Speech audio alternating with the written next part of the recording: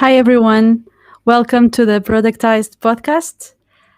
We are here today with Kandis O'Brien. She is the co founder at The Six. Before we start, I would like to remind you that you have here on the comments on YouTube and Facebook the possibility to for doing your questions live, and we will try to answer you at the end of the podcast.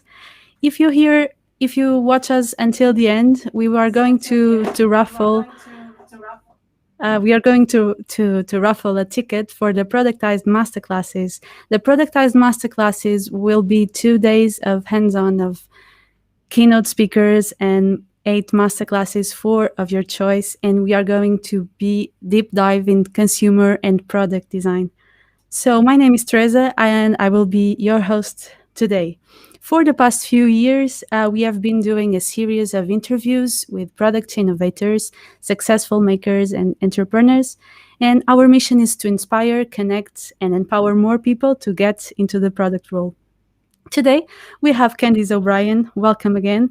She is the co-founder of The Six, a strategy and innovation consultancy that empowers enterprise clients like Google, Salesforce, and Cisco, and pioneering startups like Alucio to ideate, collaborate, and execute quickly and efficiently for sustainable growth. Kandis is passionate about helping organizations build better products, services, and organizational cultures. She helps to leverage human-centered approaches, including design and vision sprints. She is also the organizer of Design Sprint in New York City. That is the official Google Design Sprints global chapter community for practitioners and facilitators. Hi, Kandis. Welcome. Thank you for being with us today. How are you? It's such a pleasure to be here, Teresa. Thanks for having me. Welcome. So how have you been dealing with this COVID pandemic for this past year? Have time to add some adventures? I feel like the entire year has been an adventure on so many levels. I mean, professionally, personally, as well as in the United States, certainly societally.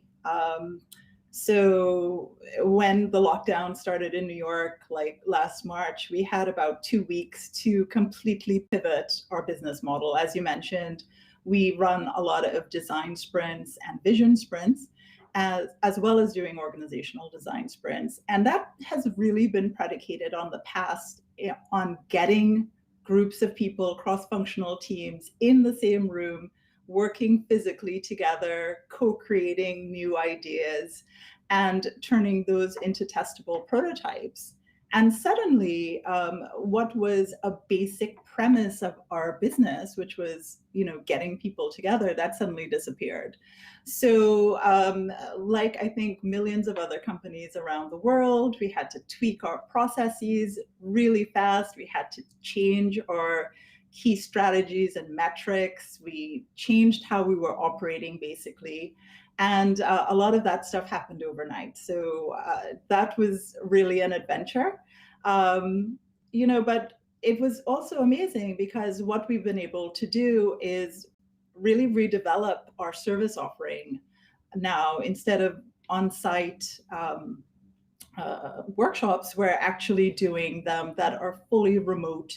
And we found over the last year that that can be as engaging and as productive an experience as actually being together in a room. But you do have Zoom fatigue that you need to deal with. So from that aspect, that's definitely been an adventure. I think from a societal perspective, especially in the United States, what COVID did was just shine a lot of light on where there were inequalities in society. There have been some big movements happening in the US around Black Lives Matter. There's been like violence towards Asian communities related to COVID. 3 million people, 3 million women have left the workforce in the last year because they couldn't balance work and childcare. And for me and my partner, Diana Liu, these are like some big issues. They're not abstract to us. You know, we are women, we're people of color. So these have been things that were really meaningful for us. So it's been part of our adventure has been figuring out like, how do we respond to what is happening in society, and how do we bring some of the tools of design, and how do we bring the platforms that we have to bear to help figure out solutions that are going to create more equity, create more opportunity. And, you know, we've been doing some mini workshops around social issues that are important to us. You know, we're trying to create safe spaces for conversation. So that's been interesting. And then from a personal perspective, I've been very lucky. I'm very grateful that no one in my immediate family or my friend group has become ill, and I still get to do the things that I enjoy doing. You know, I can still go hiking, I can still go running, I can still enjoy the outdoors. It takes a little bit more planning, but you know, overall, we're making it through. Yeah, that's a really really interesting mission you have there. And I was going to about to ask that question, that this switch to remote, do you feel like you have a good work-life balance yourself, even at this time that this is all pretty much remotely? And now that I know that you are preparing to run the New York marathon, um, how have you been preparing? Is just how do you want why do you want to go to participate on the New York marathon? Sorry. Okay. So work-life balance, absolutely not. I mean, the personal and the professional are completely intertwined now. And I think that that is true for everyone, you know. If you went into an office, one of the benefits is that there's a point where you have to leave and you feel your days end. I think now work blends into every aspect of your life. And I think the other thing that's really interesting as well is we're actually running. So we've been running a design sprint for the last 2 weeks with a client where we have a lot of attendees from India, we have a lot of attendees from China. And what that's meant is that we are actually starting like 5:30, 6:30 in the morning, you know, running these sprints. That is one of the great benefits of remote. Now you can engage with people who are around the world. Previously, we probably have had those people flown into an office in the United States where we would work with them. So there is a lot of there's a lot of flexibility that working remotely allows you to do. But it also means that you may have to accommodate each other. And I think people have been doing a great job of that, just finding ways to accommodate each other, being kind about schedules, being kind about around interruptions and stuff like that. So why am I running a marathon? So last year I had signed up for the New York City Marathon because it was the 50th anniversary of the marathon. And I had run the marathon previously in 2015, and I thought, oh, this would be amazing. 5 years later, 2020, it's the 50th anniversary, incredible. And then, of course, for obvious reasons, it didn't happen. So New York City is the New York City Marathon is offering the possibility of doing a virtual marathon this year. So it's like, okay, well, maybe I will do that. Have I been preparing? Not in any way, shape, or form. It is definitely on my to-dos. I go out for an occasional run, but I think probably in July I will start really running. So I'm looking forward to that. And I'm sure you will get it good. So tell me about a little bit about yourself, your background, your earlier background, and what got you into product. What do you find most excited about it? Okay. So I think like most people, I probably had a really winding road to product. I studied accounting and economics, and my first real exposure to product management was during a period I was a trade marketing manager for a global CPG. And some roles got consolidated, and they needed someone who could be responsible for creating special packs for big box retailers like Costco and Walmart. And so, of course, those products were, packaged food products. They weren't digital applications. But that was a really fantastic introduction to what I think are the most important elements of creating great products. Understanding the end-to-end customer life cycle, learning how to leverage user research and insights in decision making, defining product strategy that's in line with your overall business strategy. So all of those things I think were really valuable to learn. And then prior to consulting, so prior to starting the Six, I started doing consulting. So I was with a large management consultancy, and I was working with companies who were doing large-scale digital transformations. That's where my partner at the Six, Dan, and I met. And we created an offering called Design for Digital. And what we were doing was leveraging human-centered design approaches like design thinking and design sprints to accelerate innovation with our clients. And sometimes that would be helping them design new processes. Sometimes it was about designing new products. Sometimes we were working specifically around organizational culture issues. And our claim to fame was that, what was taking other teams months to do, we were doing in days and weeks. So instead of taking 4 months of user research and then getting back to the client with a wireframe or a design mock-up, we do just enough research to really understand the problem space and the business opportunity. And then we'd run a co-creation design sprint with the client. We'd create the solution and then create a high fidelity prototype that we could test with users. And essentially what we were doing then became the basis of what we do today as the Six. And what excites me about product, I think what is exciting about product is that you are always in a position of being able to create. I love the idea of bringing new ideas into the world, seeing ideas come to life.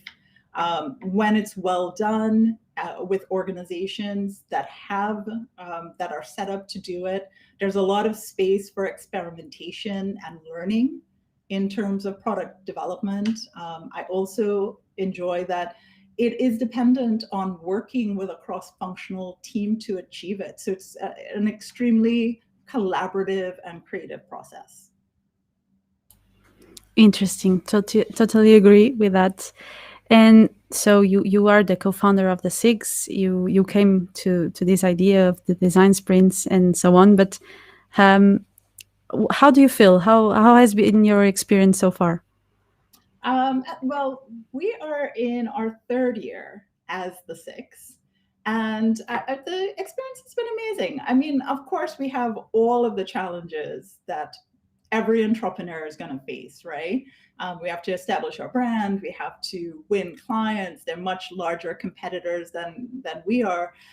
We're wearing 100 different hats, and where we have 100 different roles. And then, of course, COVID came with its own challenges.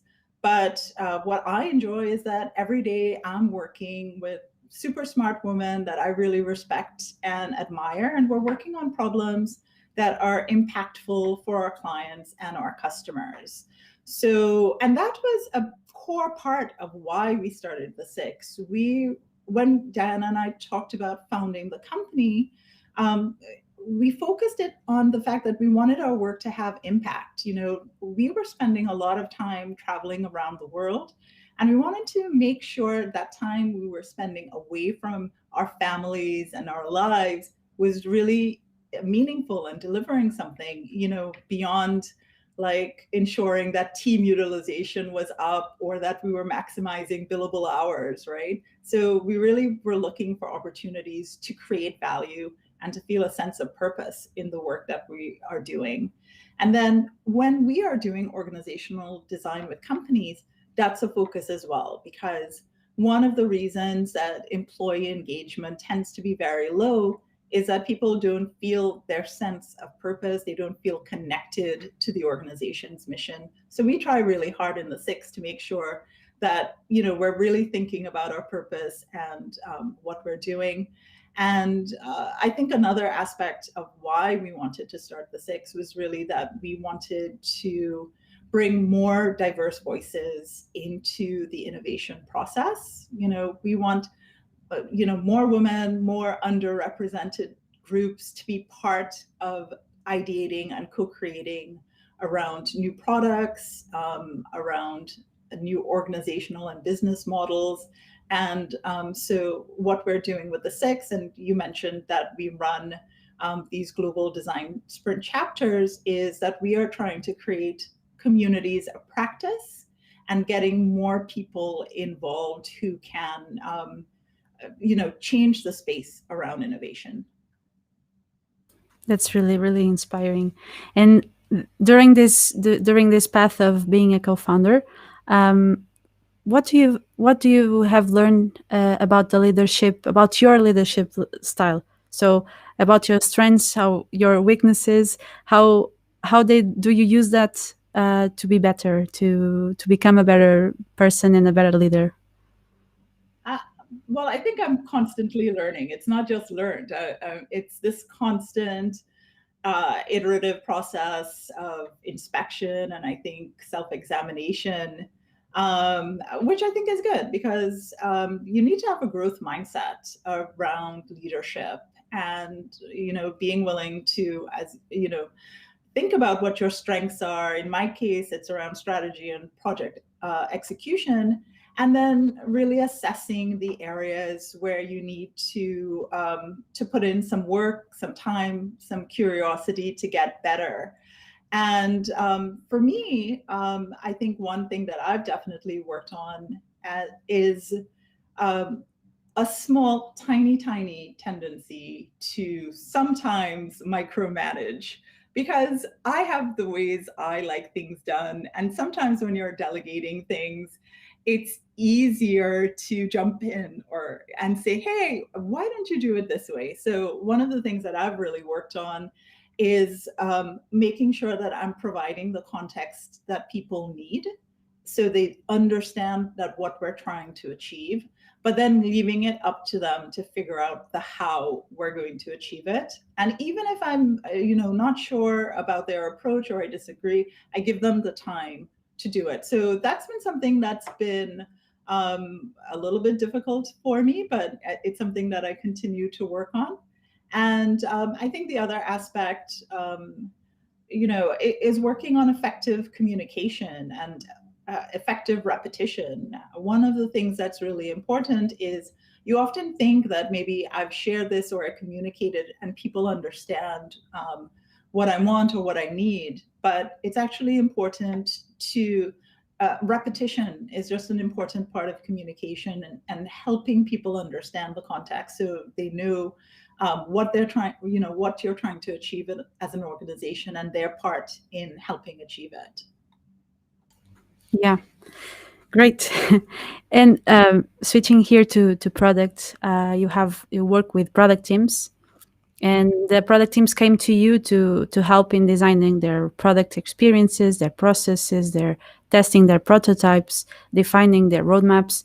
So what do you find that is the most common problem these product teams find on the daily basis, and how do you solve them, or what do you do to help them solve them? So I think that, you know, there's a diversity of problems that you face, and it depends on the maturity of a product team. It might depend on the company's stage of growth. There are different areas of focus. If I could distill the challenges that we see often, and this is in startups or an enterprise, I think one of the biggest is that teams, you know, they don't have a shared vision and understanding of what success means, right?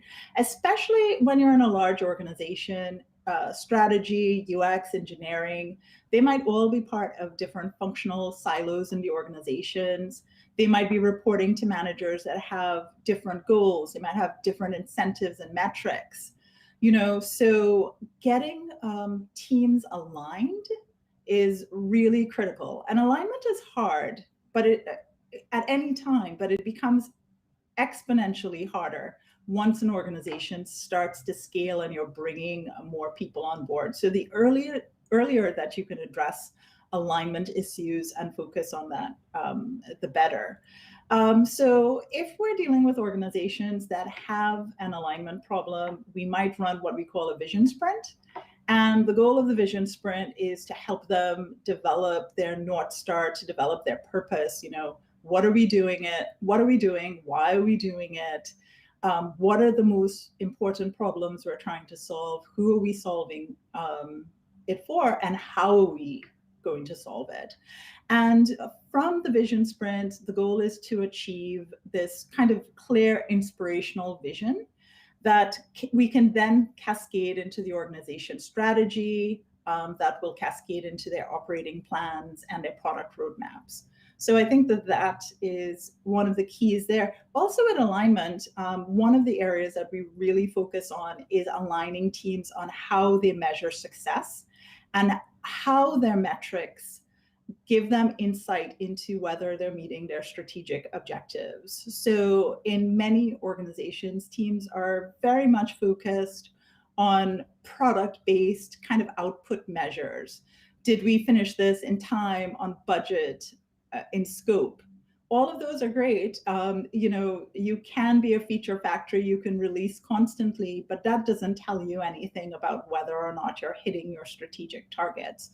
So one aspect of aligning the team is understanding, what are the outcome-based measures that are really important to them, and then how should they be measuring it? So I would say that that's one aspect.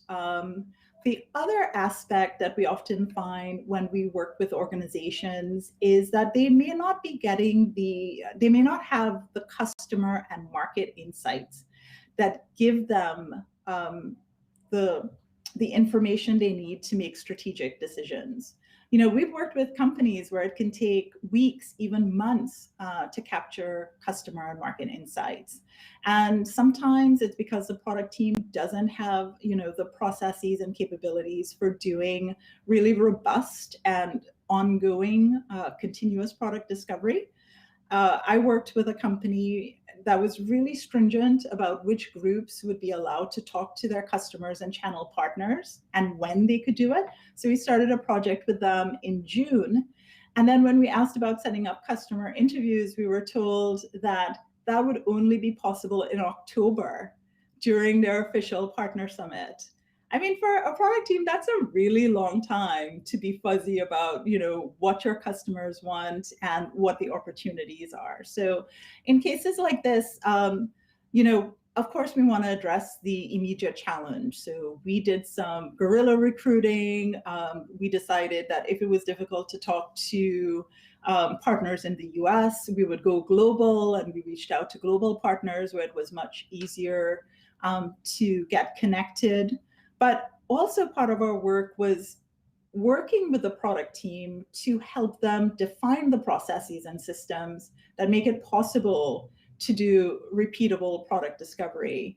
And, part of it was just as simple as setting up a shared research hub where all of the different product teams could put their research and everybody could have access to the same information.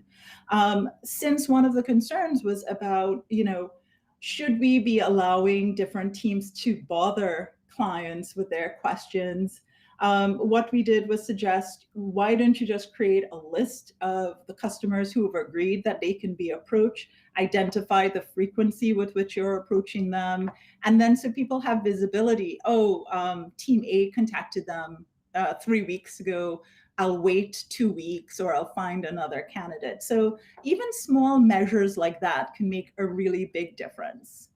And then I think third, one of the problems that we see is that really it's very difficult for teams to start small. I mean, everybody has the idea of the MVP, But if you've looked at MVPs teams created, they're almost always the final product. So it's like, we wanted to have 4 bells and whistles, but 3 is going to be our MVP. So one of the things that we really focus on is helping teams understand that it's great to have a big vision. It's important to have a big vision, but you need to translate that into small projects, because what happens when you just create a big project, a huge initiative with no clear line of sight about how to actually execute on it, people just get burnt out. There's a lot of activity that doesn't lead to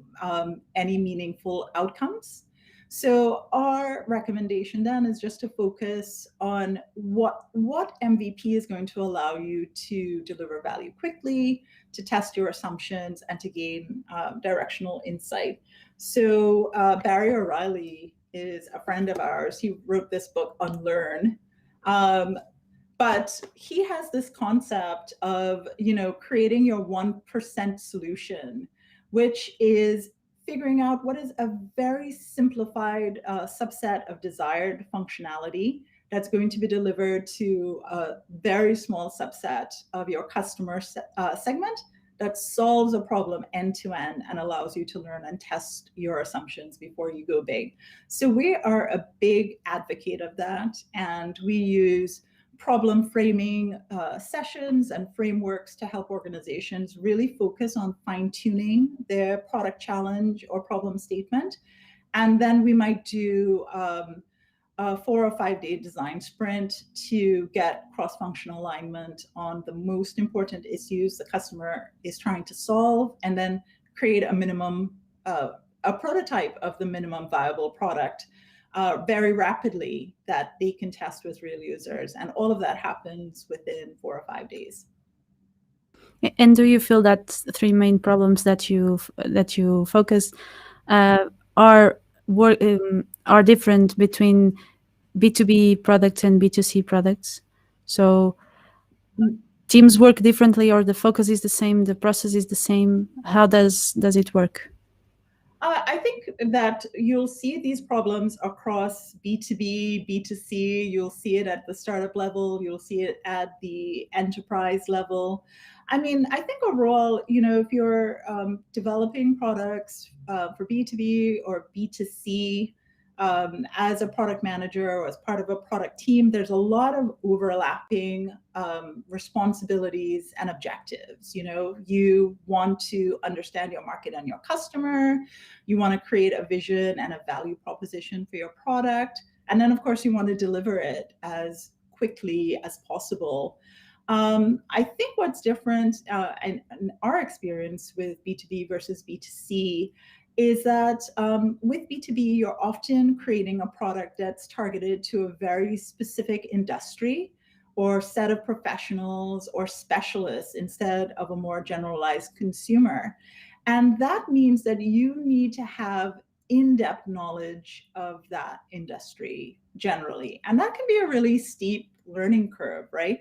But you need to have the credibility around that industry to be able to communicate effectively, to share your ideas about who the users are and what their needs are. So there's work that needs to get done. Last year, our actual first fully remote design sprint was designing a cloud-based platform for field-based medical science liaisons, so MLS. And the goal was to streamline scientific exchange and communications with HCPs and KOLs. And, there were all of these acronyms and a lot of unfamiliar jargon. So, and very many complex processes that were really specific to that industry. So when you are designing a B2B product, you need to understand the ecosystem, you need to understand the terminology. Another thing that we found with B2B is that it could be more difficult to do customer research and discovery in B2B. There are a lot of services that allow you to connect with consumers. You can go on user research and say, hey, I want females who live in New York and are 25 to 30. But if you're looking for someone with a deeply specialized background, it can be very hard, So in this particular example, we needed to talk to oncologists who were specialized with, in pediatrics. Those are really busy individuals. There are relatively few of them. So getting time to interview them or to have them test a prototype can be really difficult. And you might have to do a lot to incentivize them, in order to ensure that you get their insights. So in cases like that, when we need to do research with B2B, we might be doing outreach on LinkedIn. We might be, offering substantial incentives to professionals to connect with us. Let's see what else about B2B. I think the other thing that's important about B2B is, understanding your personas. In B2C, your buyer is usually your user. In B2B, that is generally not the case. Usually your buyer is someone in procurement or someone in IT, or maybe it's the head of a department who's never going to use this product. So you really need to understand the buyer persona in B2B. You need to be aware of what their concerns are. You need to ensure that you understand their motivations, and they're typically concerned around cost and integration, and how are they going to integrate this new platform into their operations. So there's a lot of detail that goes into understanding their processes and understanding how you integrate in their environments with B2B as well. And that's a lot. And that's a lot. There's more. I don't think we have to discuss all of it. Yeah, let's just wait for our productized masterclasses that you are going to be talking about and doing Q&A and speaking with people.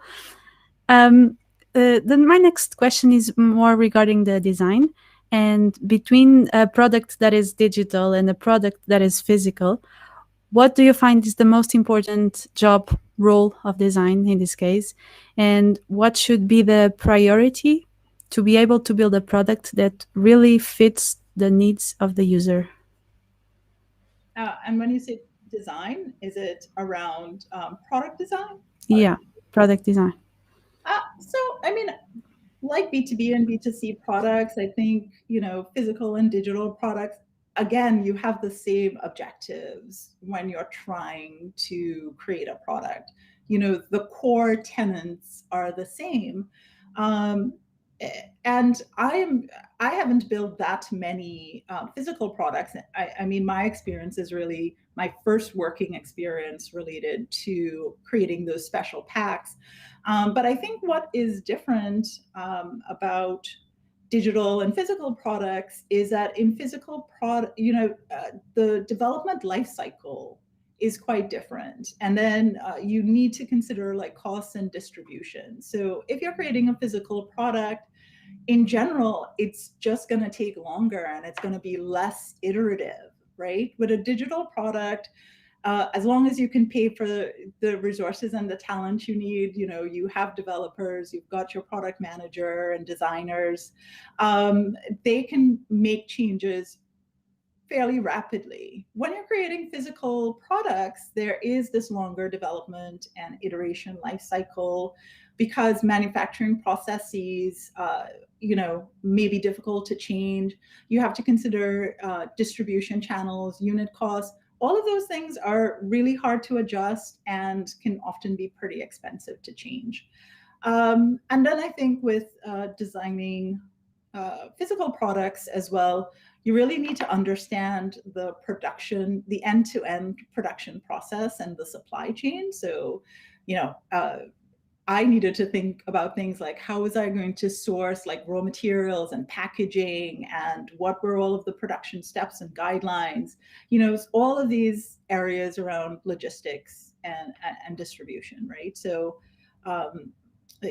taking the book as an example, I'm going to take Barry's book again because it's right next to me. If I am offering this to someone digitally, it's pretty simple. They just need to download it.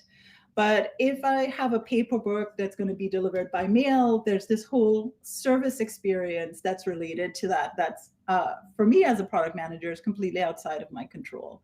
And then, as you would imagine, a paper book has added costs for each you need to print and manufacture versus, if I was delivering an ebook, which doesn't. So I would think like those would be the key things, the length of the development life cycle, the costs that are, the unit costs that are associated, and then how do you deal with distribution effectively? Yeah, and all the competitors are in digital. It's more quickly to have competitors than in physical to get to know real products that really are your competitors, right? Yeah. I mean, in digital, right, we now have platforms that allow us to scale very quickly, to create and launch products really quickly. And so you definitely might be facing a lot of additional competition. When you're creating physical products, there are a lot of costs that are associated with startup that you might just not have to deal, like how am I going to manufacture it? Where am I going to manufacture it? Do I need to create my own facilities, etc.? So that you probably don't have to consider in the same ways with digital. Yeah. So Kandis, you are going to be with us on the Productized Masterclasses on May 27. You are going to open the stage of our Productized Masterclasses, and you are going to talk about redesign your organization to innovation. That is the title of this podcast. So I would like to remind people that are watching us that you can you can go to our link on chat and write your name to. We are going to raffle a ticket at the end for the Productized Masterclasses. Kandis, do you want to give us a sneak preview of your talk? What we are going to listen on May 27? No. If you don't, we can move. No, I'm teasing. I'll just say that I personally am really looking forward to the masterclass sessions. I think the speaker lineup and the topics are fantastic. And I think people are going to come away with some really actionable, field-tested ideas for creating more innovative products and for becoming better product people themselves. So my talk about redesigning your organization for innovation is about how do you actually operationalize those learnings that people are going to get. How do you intentionally build your organization?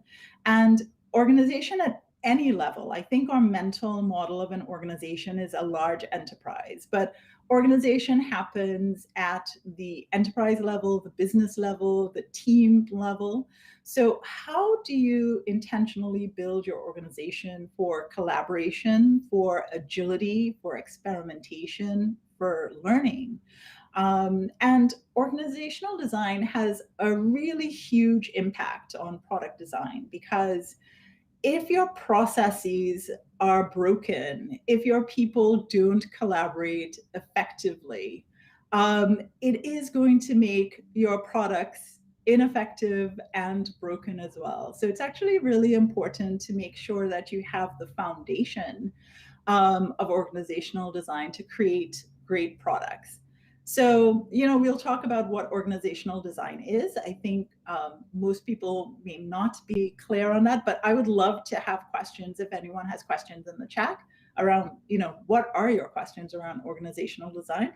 But we'll start with what organizational design is. And it's essentially about creating systems of work to align people, process, purpose to deliver the company's strategic objectives. So we'll focus on that. We'll touch on the types of choices that need to be made when you're designing your organization at any level, as we mentioned. So defining your strategy, deciding on structure, what your processes are going to look like, how your entire employee life cycle, how do you actually reward and incent behaviors within your organization. So we'll consider all of the factors that, are going to help you create a workplace, whether it's virtual or in person, where people actually want to work, where they understand their purpose and their role in delivering on the organization's mission. And most important, they feel empowered to participate and to experiment and to create new value for customers. And then we'll figure out like a couple of approaches that we can take from organizational design sprints, to create small tests for organizations. So let's see if we can do all of that in 18 minutes when we get together. Yeah, and it was a short sneak peek. So if was good now imagine on the day. So just go to our comments, write your name, raffle your ticket. It's a huge opportunity to be with Kandis O'Brien on May 27. Kandis, we are running here out of time, but I really have a question that I said to you that I would ask you that what do you envision for your future, let's say in the next 5 years? You can say it personally, professionally. What's in your bucket list? I definitely want to continue creating. I love what I do. I love helping visionaries bring new ideas into the world. I started studying Spanish because, I've been meaning to for a couple of years. And so COVID presented the opportunity. So I think in the next 5 years, I'd love to live in Spain for a little bit, and try, abuse people's ears with my very poor Spanish. And then I want to support companies and causes that I believe in if I think that they make the world more efficient, more creative, more healthy, and more fun. So I want to be able to support all of those kinds of causes and those kinds of companies. Yeah, that was curiosity of our side to understand what people envision for their futures. Thank you, Kandis. Now I'm going to open here the chat. If you have any questions, just chat here below. All of your questions here. If you are watching on YouTube or on Facebook, you can write your questions. And when people were registered, actually, we have a question from Mariana Rabassal. She's from Talkdesk. And she is asking, how does design thinking and sprints help build scalable products? Do these techniques apply to platform products? So I think design sprints provide a repeatable process for creating products that can scale and that can evolve as we continuously understand the customer's needs. Really inherent in a design sprint, a 5-day design sprint process, are steps that you need to do whenever you're creating a product, but we put it all together and it happens in 5 days. So it's improving communication and bridging internal gaps between teams. We've often run sprints where we've brought cross-functional teams together and people are like, oh, we've been working together for the last 3 years and we've been sharing email, but we never met, right? So it's this opportunity to bring people together and break down silos in communication. That's really important. The other aspects of Sprint is that we focus on helping people find their North Star, or we help teams find their North Star. So how can we quickly align teams around a shared vision and some clearly defined, goals and deliverables? Another element of sprints is that inherent in the process is that we're acting on consumer insights. So Within sprints, there's this process for doing mappings where you map out the user experience. You're identifying what matters most to the customer. And then you choose your area of focus. Another aspect, I think, of developing scalable products is really being able to have and share divergent ideas. And sprints, just the way the process works, gives you the ability to do that. And finally, it's about prototyping what your ideas are and getting directional insights from your users. And that, again, happens in a sprint. So I think all of the approaches that are, that should be standard within a product team in terms of understanding customer needs, focusing on the most important and prioritized needs that they're going to deliver on, all happen with the sprint. And then you actually, create a prototype to get insights as well. So yeah, so I definitely think that its design sprints are helpful in building scalable products. And in terms of platform products, I would say yes. I mean, the goals of platform products are the same. Often when you're developing a platform product, people tend to think of that our developers are our end users, but it's actually you're designing your platform for the customers of your customers. So you need to think about beyond the developers to the actual end users who are going to use specific products on this platform. And so a design sprint can really help product teams focused on platforms to consider all of the audiences and the personas that they need to solve for. Thank you, Kandis. And one last question, because we are running out of time. And before we go to the raffle, do you have any books you would like to recommend to us? Any tips, any advices? I think in terms of books, I keep showing Barry's book, but which is a great book. I definitely recommend it. I think for people who might be new to product management and are really interested in learning more, you can't go wrong with reading Marty Kagan's book, Inspired.